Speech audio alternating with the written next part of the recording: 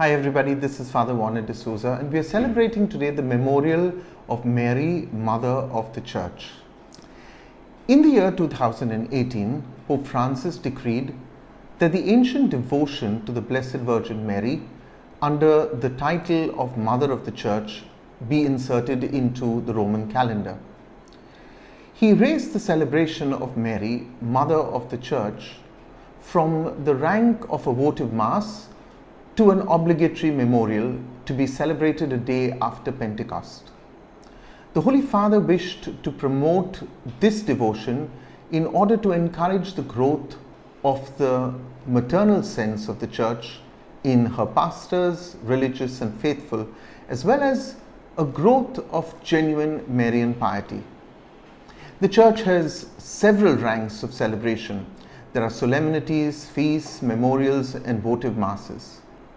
Votive masses are celebrated for special intentions and are optional, but by raising this feast to an obligatory memorial, the Holy Father has highlighted this title of our Blessed Mother as a celebration which will help us to remember the growth in Christian life must be anchored to the mystery of the cross, to the oblation of Christ in the Eucharistic banquet, and to the Mother of the Redeemer and Mother of the Redeemed, the Virgin who makes her offering to God.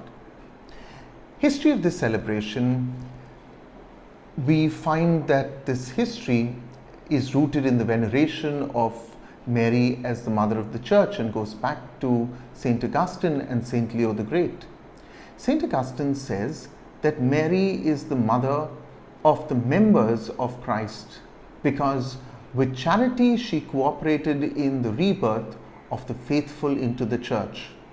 While the latter, St. Leo the Great, says that the birth of the head is also the birth of the body, thus indicating that Mary is at once Mother of Christ, the Son of God, and Mother of the members of his mystical body, which is the Church. On the 21st of November 1964, at the conclusion of the third session of the Second Vatican Council, Pope, now St. Paul VI, declared our Blessed Mother as the Mother of the Church.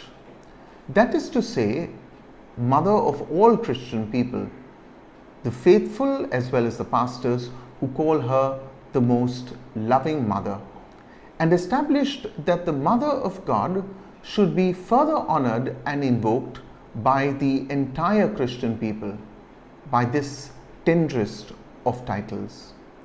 In 1975, during the Holy Year of Reconciliation, the Church inserted the votive Mass of Mary, the Mother of the Church, into the Roman Missal. In 2018, this votive Mass, or Mass for Special Intention, was raised to an obligatory memorial by Pope Francis. What do we mean by the Church as a mystical body? When we speak of the Church, we speak of her as the mystical body of Christ. The Church is the union of all Christians into one spiritual body of Jesus Christ. Therefore, Jesus does not live apart from his Church. By baptism, we become a part of this mystical body. When people speak of the Church as sinful, they are woefully wrong, because the Church may have members who are sinful, but the Church is Christ's body, and that cannot and can never be sinful. To this Church, Mary is now honored as Mother. The Church is also called Mother.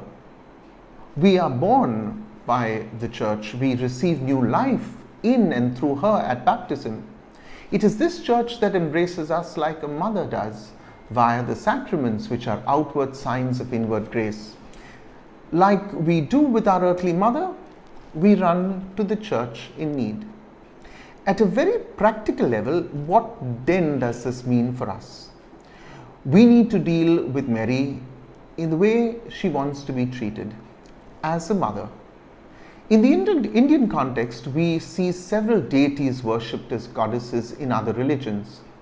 The presentations of these deities are seen in their personifications of strength and beauty and bringers of wealth. Mary is no goddess. She is simply given to us as mother, and it is this attribute that draws so many in India to her. She is approachable like any mother, loving and simple. As mother, she is totally at the service of the church. It is to her that we run as we would with our earthly mothers to find comfort, and she is always there for us. She is available to those most in need of mercy of her Son. As mother, she leads us in the right direction to her Son. In John chapter 2, at the wedding at Cana, she does not draw attention to herself, even though it was she who was sensitive to the needs of the couple. She tells the steward to do whatever he asks you. It is she who holds us by the hand in order to lead us to her Son and to the church. At Cana, John calls her by her title. The mother of Jesus was there. Why does he do that? Because she is not the source of divine power. Jesus is. She simply takes us to the source of all blessing and of all grace. Mary becomes the mother of the church at the foot of the cross. It is here that she accepts her Son's last will and testament when he says to her, "Woman, behold your son." In the acceptance of St. John, who is also at the foot of the cross, she embraces the whole church. Her mission as mother of the church begins in the upper room on the day of Pentecost. She is at prayer with the 12. She has not abandoned the church. She is with them in their hour of fear. She is praying with them and for them. And it is for this reason that the memorial has been so thoughtfully situated just one day after Pentecost. The month of May is dedicated to the devotion of our Blessed Mother. Today, on the 1st of June, that devotion has been extended by one day. If you like these videos, may I humbly ask you to subscribe to them and share this with your friends via WhatsApp or any other medium. Make our Blessed Mother known to the whole world. God bless you.